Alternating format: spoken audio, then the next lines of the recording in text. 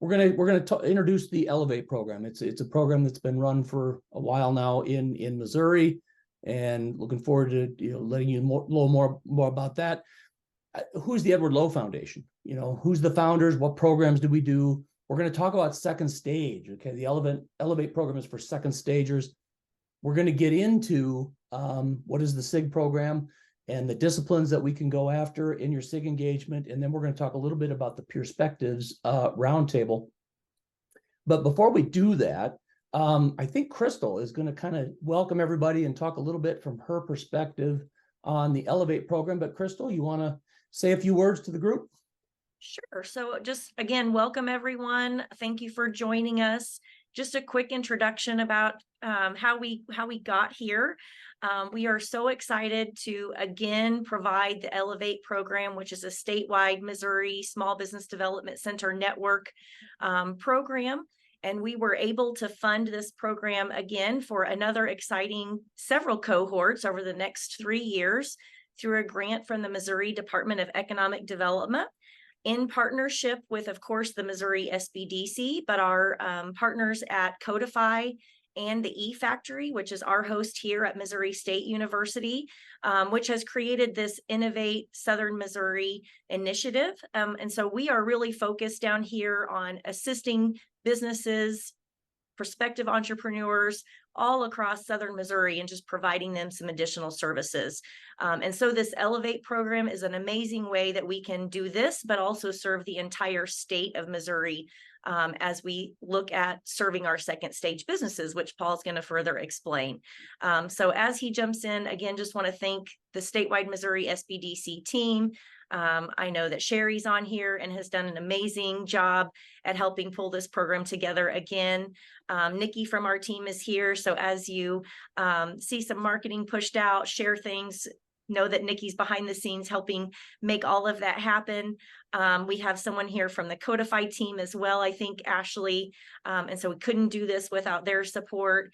And then Lance, who, if you go through this program, many of you will get to know really well. He is our current program administrator working with the individuals that go through this cohort. So we are so excited to have you all, and a huge thank you to the Edward Lowe Foundation, to Paul and to Joy, who really have helped us keep this program going over the last several years and will well into the future. So with that, I'll turn it back over to you, Paul.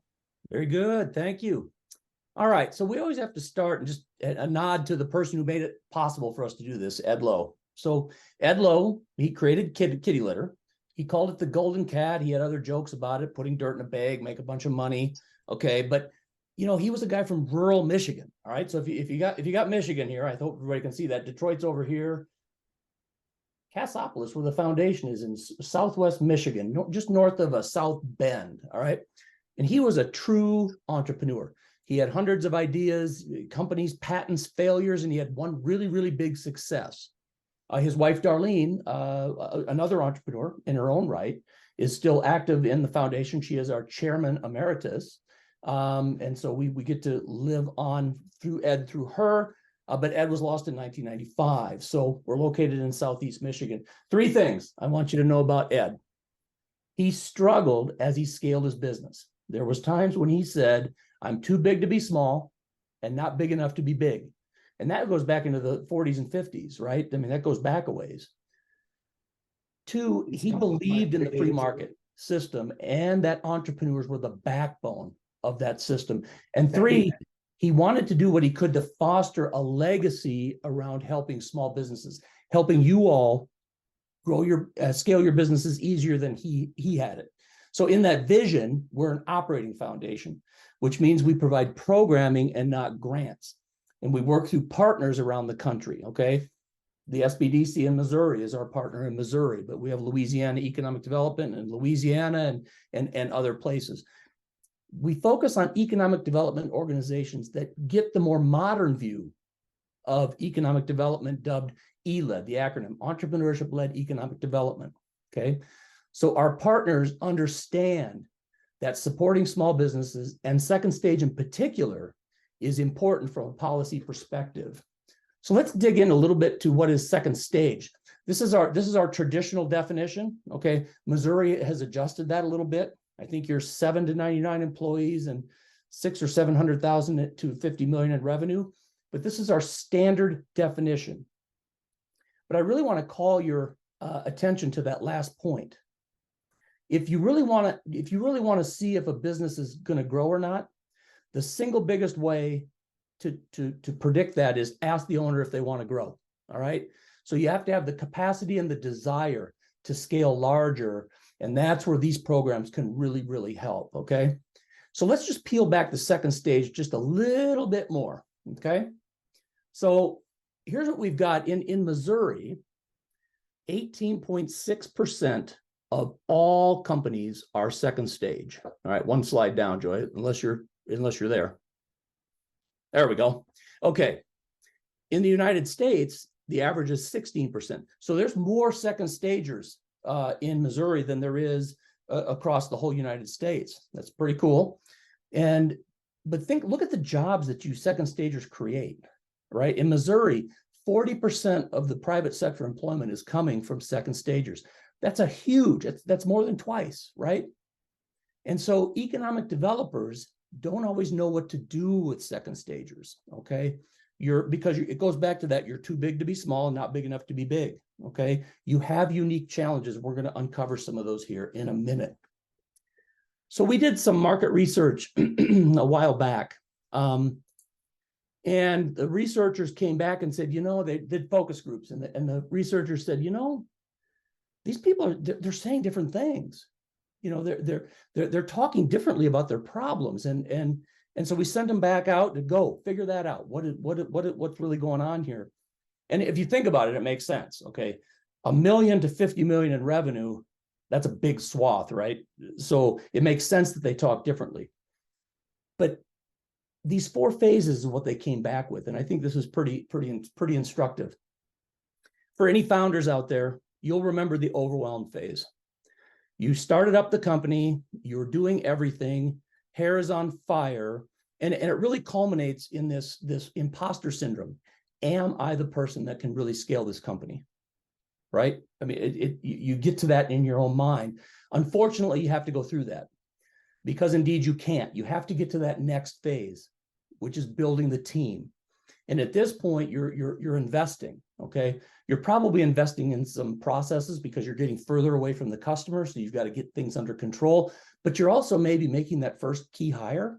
And I've heard entrepreneurs tell me, it really freaked me out because I have to pay this person more than I'm taking out of the business. They're making more than I am, and I'm the owner, okay? And so that building the team phase is when you kind of get the blocking and tackling going, but it leads necessarily to that next phase, which is growing to last. You just spent a bunch of money. All right. Now you need to get money in the door. And at this point, you're chasing revenue. You just need dollars in the door. And I actually think of the phases, this is probably the most important. And here's why. It's in this phase that you really understand which customers get the value you're providing and which customers at a minimum deserve less attention, or maybe they need to be outright fired, right? It's all the learning you need to get to that last phase, which is that focused opportunities. Now you know your value. Now you know the specific customer and persona that you're going after, okay? So we don't live in La La Land in Cass County, Michigan, all right? Or Boone County, Michigan, or Missouri, where I am, but we don't live in La La Land. It's not linear. You don't go from 1 to 2 to 3 to 4 and you're done, right? You gain a big customer, you lose a key employee, you gain a key employee. The things happen in the business and you ratchet up and down. But I think the most instructive thing is think of the problems that you were having in the overwhelmed and building the team versus growing to last and focused opportunities. The first two, it's usually all inside the walls of the company. It's HR, it's finance, it's operations, it's those types of things. The last two then are all outside. It's objection handling and sales and prospecting and market knowledge and those types of things. So as you're going through your journey, you can use this as a guide to say, I'm in focused opportunities. I know my market, but I'm feeling really overwhelmed.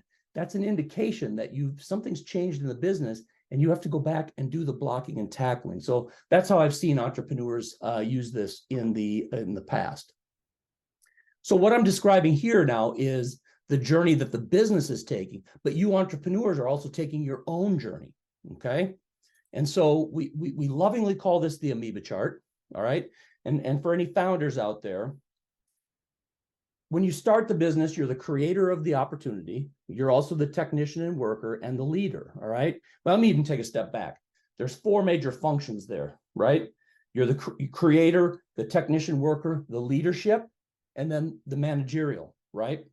And they all take on different roles and priorities as you grow the company. So in the beginning, you found the company, you're the creator, the technician, the leader, maybe of just yourself and one other person. But as you move to the right, look what happens. That technician worker just balloons, right?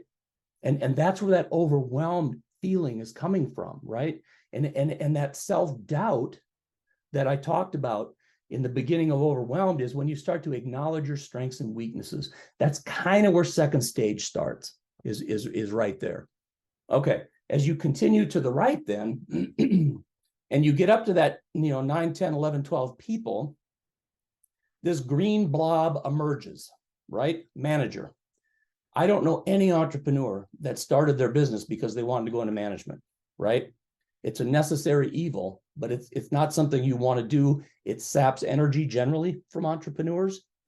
But as you continue to the right there, anybody that's heard of the Entrepreneurial Operating System, EOS, the book Traction, all right, this next 3, developing systems, learning to trust, and letting go, that's where Gino Wickman created EOS to handle that right there. I call it the triad of death for second stagers because it's hard. Developing the systems is not so hard. You can do that usually. It's the learning to trust and then letting go. That's what's hard. And that's what I see standing in the way of second stagers really scaling.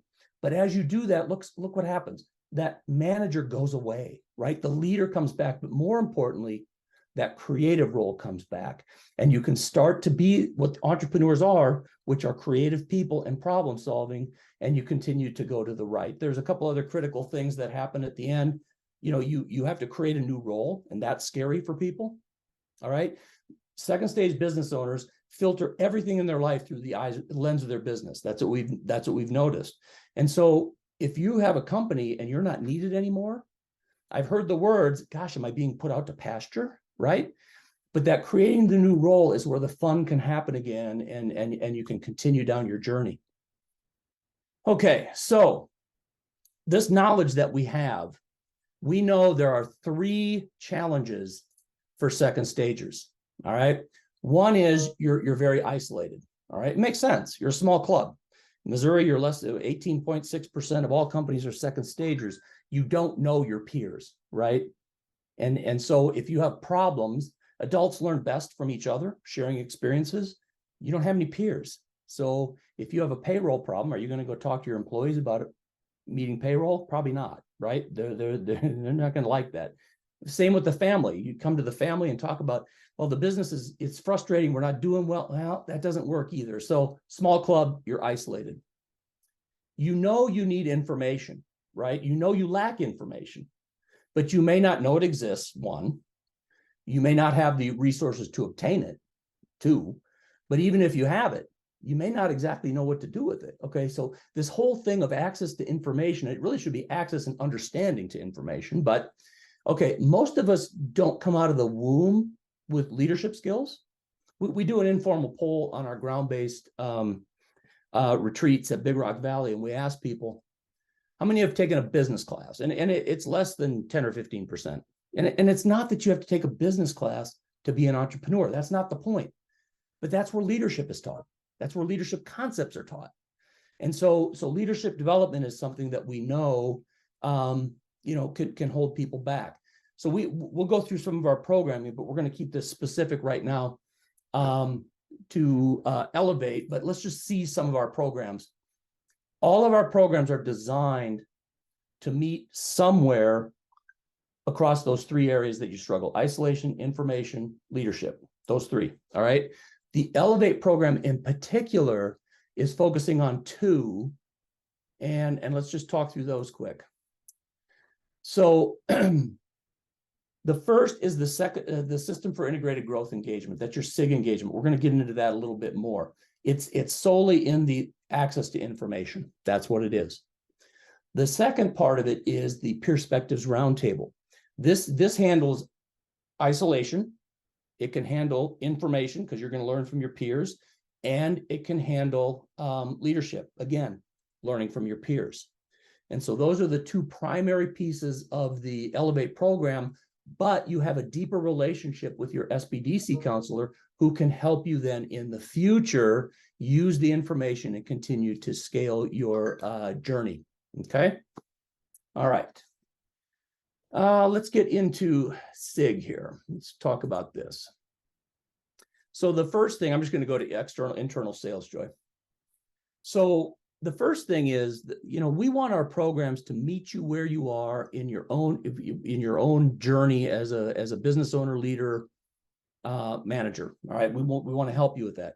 And so the SIG program, first of all, is whether your problems are internal in that overwhelmed building the team phase, or external in the growing to last or focused opportunities, this program is able to help you understand what's holding you back from growth, and then help bring in the expertise to help you knock down those brick walls so that you can continue to your journey to scale your company. Now, I'll tell you this right now up front. Don't staff this out for the business owners.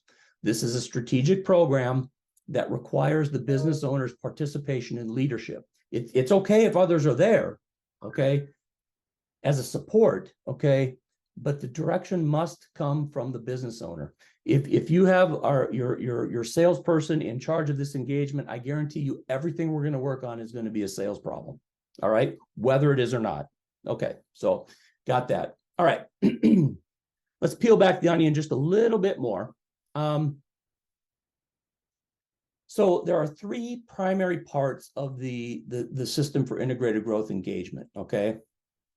It's not a program that has a defined curriculum, all right, that you go through. It's naturally customized to your business needs.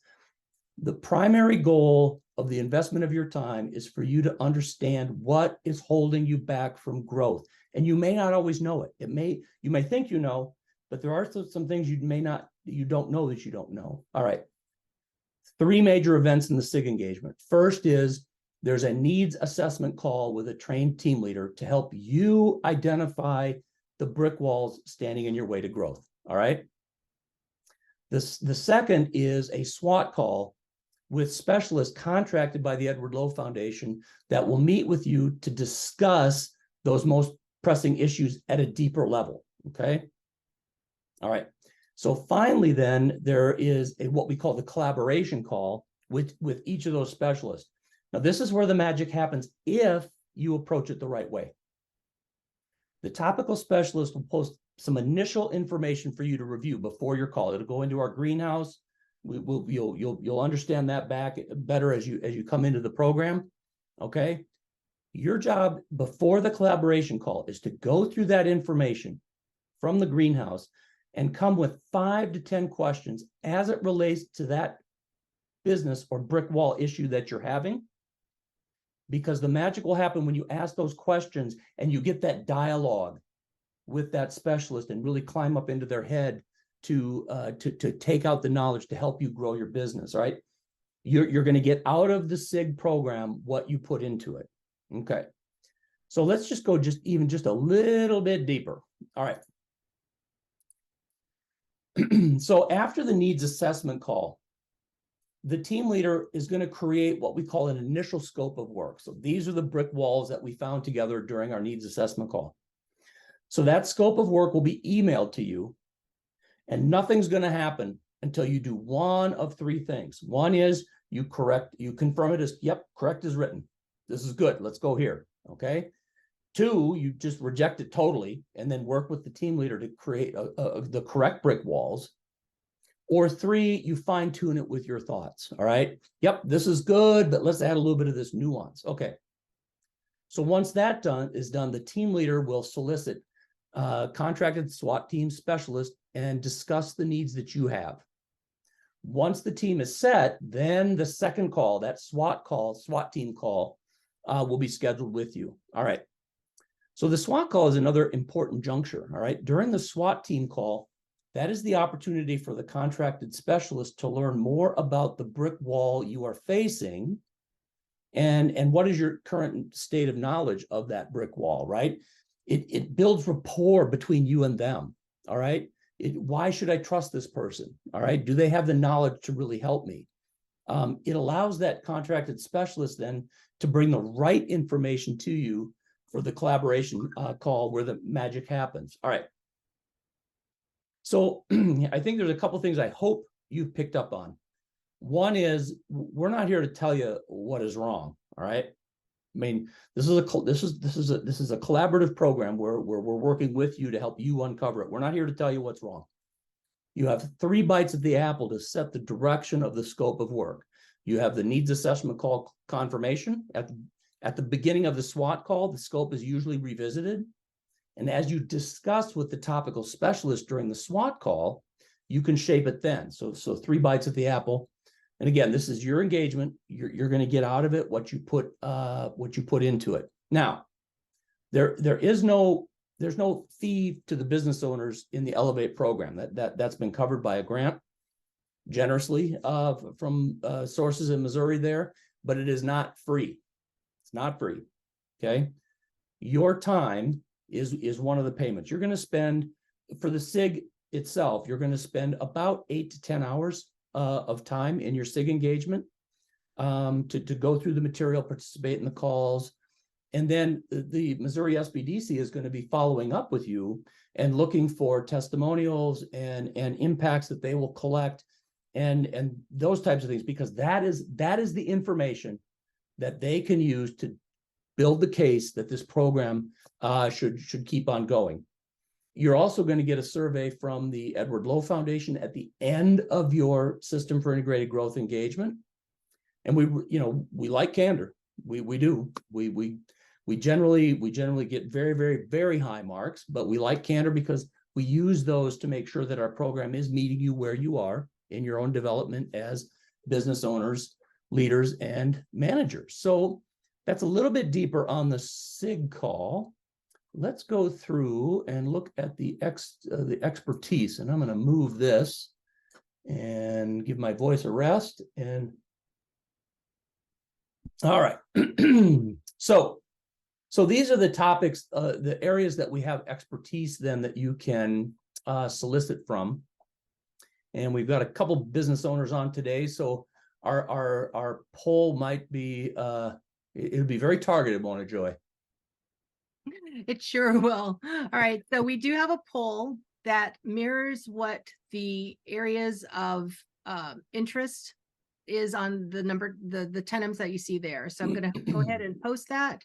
If we could ask the business owners on the call, answer the questions in terms of the areas that you feel your business needs help with, that you need help with to run your business better or to grow. And we'll target the next steps here based on what your needs might be. All right.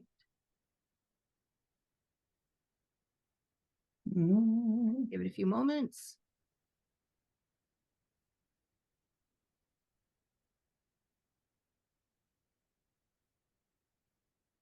All right, thank you. So I'll go ahead and end it.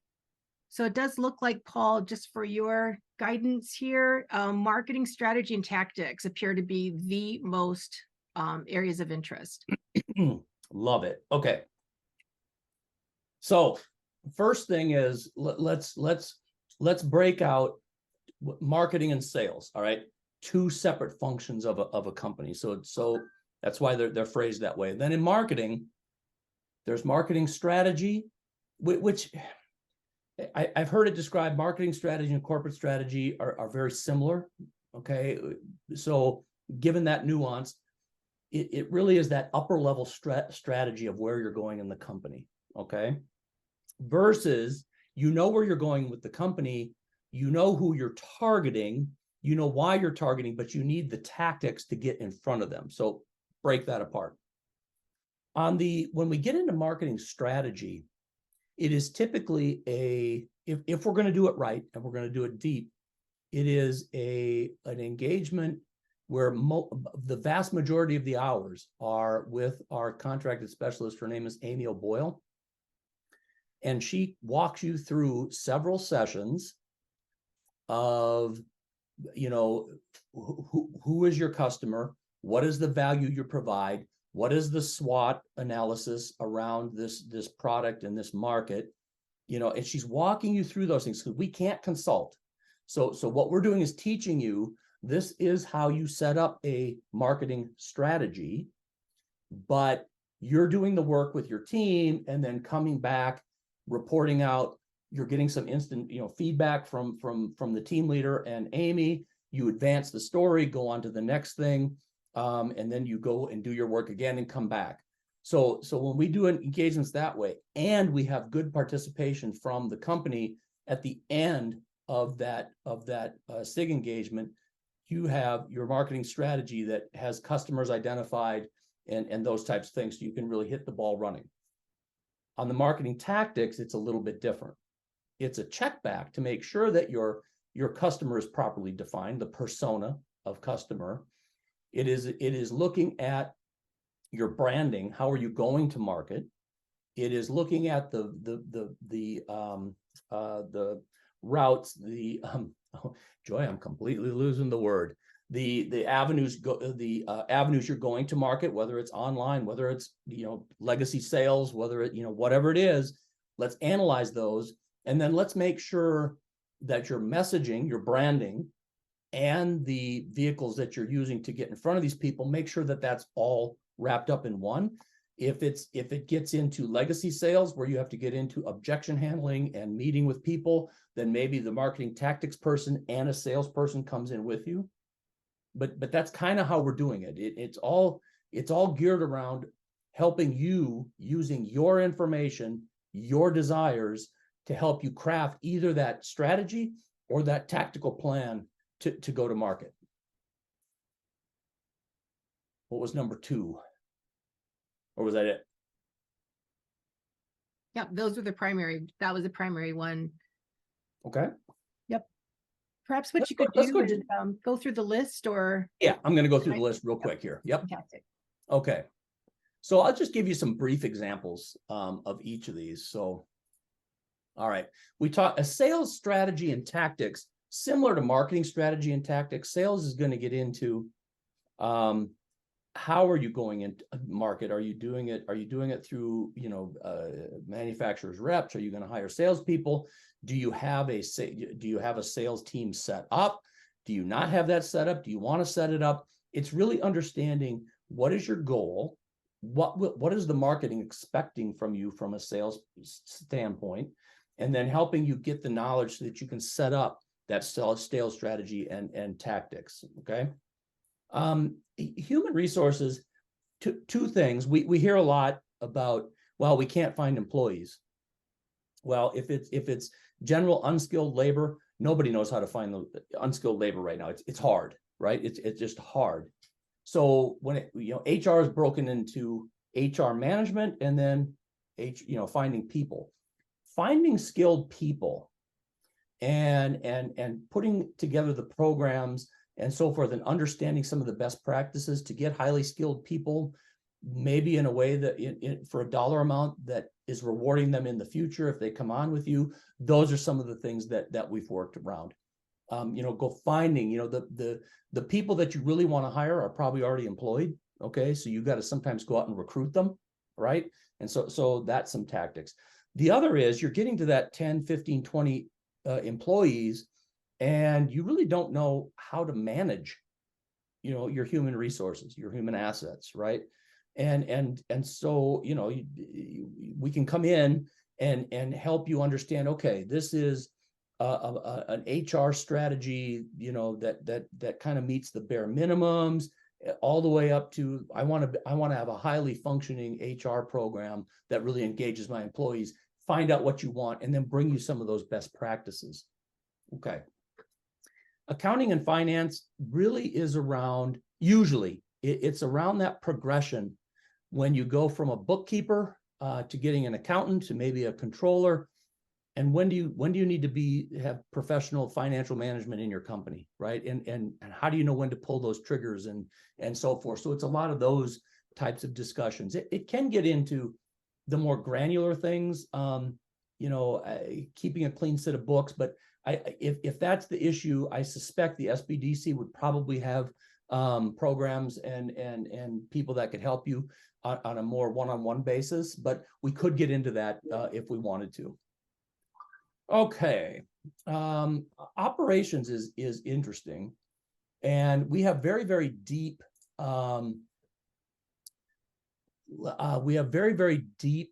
skill sets in operations around improving efficiencies.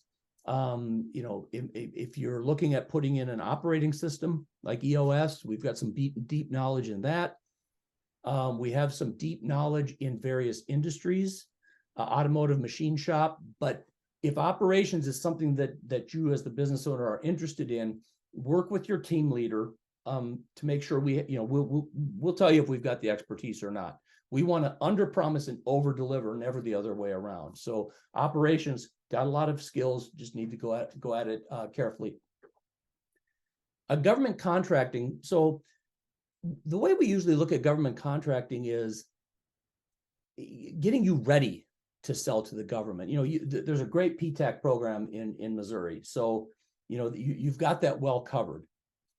Other states, it's not necessarily the case, but what we want to do in government contracting is make sure that you're ready to understand the nuts and bolts of government contracting, what to be ready for inside the company, so that when you make that call to PTAC, you kind of got a lay of the land. All right. The same with global trade. Missouri made a big investment, the SBDC did, in global trade. And so I don't suspect any of this would come up in a Missouri engagement, but we take the similar approach in other states is let's make sure that your company is ready to sell outside of the country. So again, government contracting, global trade, probably won't get into that in Missouri just because of the strength of the programs there, but they are there. Succession planning is one that has been given a lot of buzz recently. You've got all of the baby boomers are going to look to get out here at some point. And so what we've done is we have conversations about what to expect and what to get set up for if you're looking at succession planning, right? You don't start selling your business or exiting your business in 6 months. You start doing that well before. And so having those discussions with someone who's done it before it really sets you in that right frame. Digital marketing is all about if you need to be selling online, all right, and it's search engine optimization and your website is generating revenue, and you're doing AdWords and those types of things, we can get in pretty deep with that. You can also get into LinkedIn and Facebook and TikTok and all the others. So that's that whole digital marketing thing is kind of bloomed in, and it keeps expanding, right? And then customer prospecting is interesting. It really differs whether you're a business to business transaction or if you're a business to consumer transaction. All right. The business to business, it really is, okay, let's understand who are the companies that buy what you need. Who is the specific person in the company that will buy from you, because, organizations don't buy anything. People in organizations buy something, right? And for my SBDC friends, that goes back to value proposition design, right? I mean, people buy things. And so it's work around finding those companies, finding the very specific people in those companies to buy. And that's the bulk of that work. It can get into things like, competitive analysis. If you want to go sell into Des Moines, Iowa, but you don't know who's up there as far as competitors, or you're considering Columbus, Ohio, well, you do a competitive analysis, and now it starts to help you make that decision. So customer prospecting, business to business. Now, business to consumer, we have our researcher has the product from ESRI called Tapestry, and it is the psychographic and demographic information that all the big companies use. So psychographic and demographic information, there's two major players. There's ESRI with Tapestry, And then Nielsen, everybody's heard of Nielsen, I presume, and they have a product called Claritas, and they buy data, and they know which cars we buy, and we know what magazines they subscribe to, and they know all this stuff about us. And so with once you analyze your customers through that tapestry, you really learn a lot about them, about how to reach them and sell to them in a more efficient way. So that's that. Lance, you actually did you participated in this program a while back. Why don't you just kind of go through what you remember and so forth in terms of the SIG engagements that you saw? Yeah, thanks, Paul. As we went through, there were several different areas that we identified in that initial call that we could work on. So one business in particular that I'm thinking of is a manufacturer out of Southwest Missouri, and they actually do half of their business in global trade. Very involved in setting up the ISO standards internationally. So high-tech company, but they were really good on the global trade. They had those pieces together, and as Paul mentioned, we do have very good support in the state here.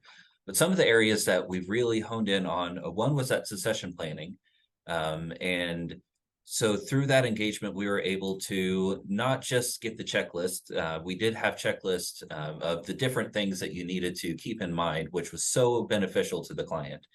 But beyond that, there were 3 different options that this client had as an exit strategy. And the consultant was really able to help not guide which direction was the best, but give the right questions to ask as the client was determining which one was going to work best for her. And so I know that, that particular expert was so beneficial. We also looked at, it was kind of a mix of that sales tactics and the customer prospecting. But one thing that was really interesting, and a lot of my background's in marketing, so I definitely honed in on this, but it was using these different sounding posts and being able to create these automated basically alerts and sales lists based off of who applied and got patents in a certain area that was relevant to what this company offered. And so somebody filed a patent, or somebody, maybe they mentioned that they were growing in a certain way or looking to hire a certain position, and that pinged the sales rep for our company, and we were able to take that and create an automatic prospect list. And it was so interesting how this consultant was able to help put all of those pieces together. Those are 2 things that I definitely remember from the engagement. All right. So what I've just posted is what you can do as a next step. So absolutely, there is an application form at that URL.